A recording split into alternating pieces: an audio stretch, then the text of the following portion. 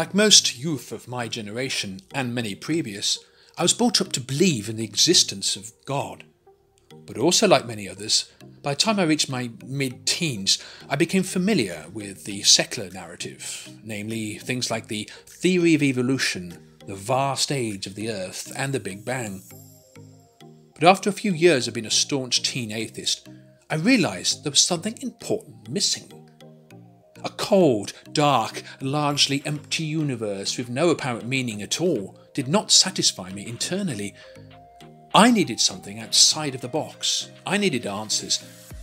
At one point I got into Erich von Daniken. He wrote controversial books such as Chariots of the Gods, Was God an Astronaut? His main narrative, basing it on archaeology, was that ancient cultures and their religions had been influenced by extraterrestrial visitors. He suggested interplanetary travellers had turned ape men into the modern human form we recognise today. I found that idea really interesting because it accounted for evolution's missing links.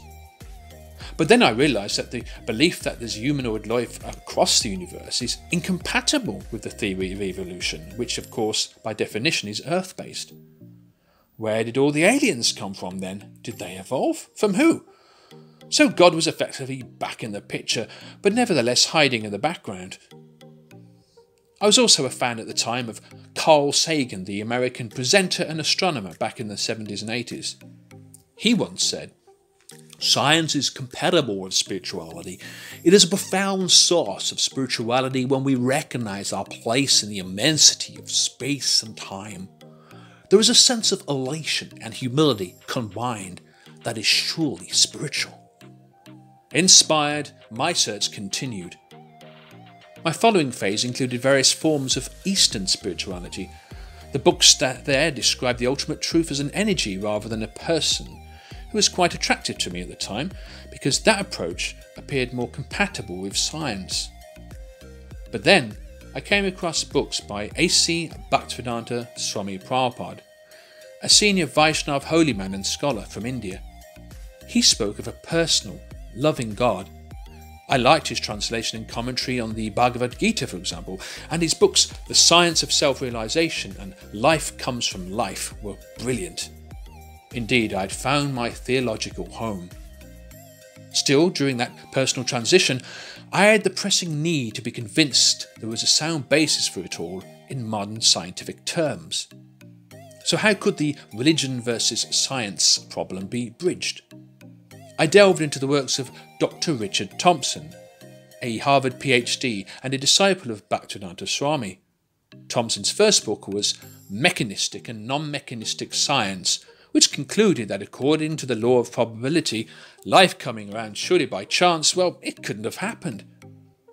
With Michael Pramo, Thompson's also published books about forbidden archaeology, exposing the suppression of findings that don't fit into mainstream theories. His other works say that some of the ancient Sanskrit texts of India, far from them being mythological, actually contained advanced scientific knowledge.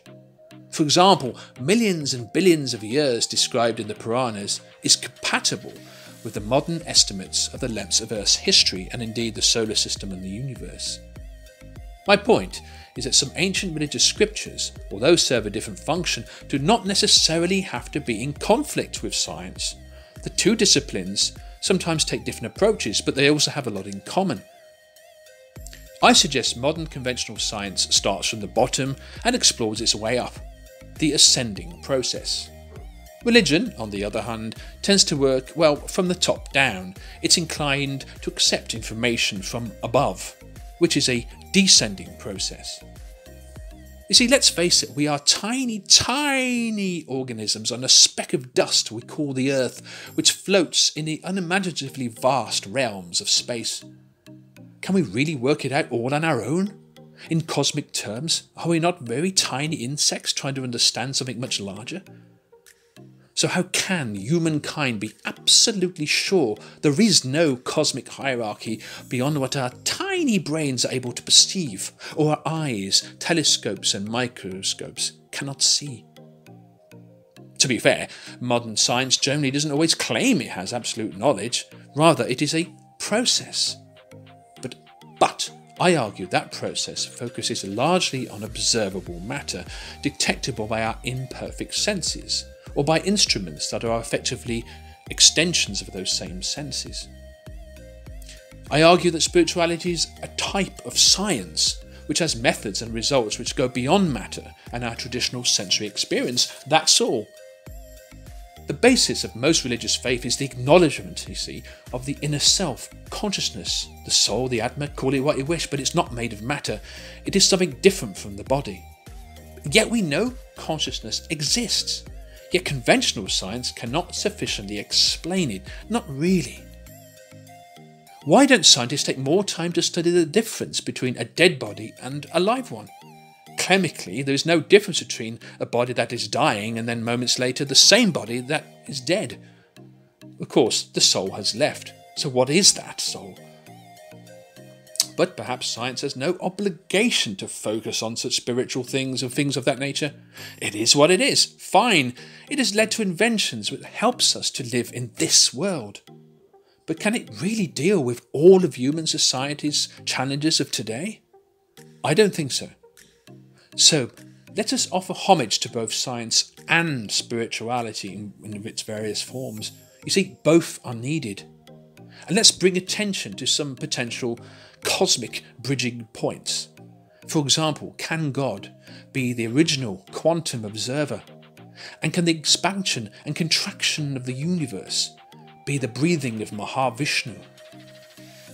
You see, science and religion are opposed like a thumb and forefinger are opposed, yet they're joined at the hand. You can use the two together. Then, and only then, can you truly grasp things, pick things up, both physical and non-physical. This is how we can find a balance between practicality and inner happiness in our lives, and meaning. Thank you for listening.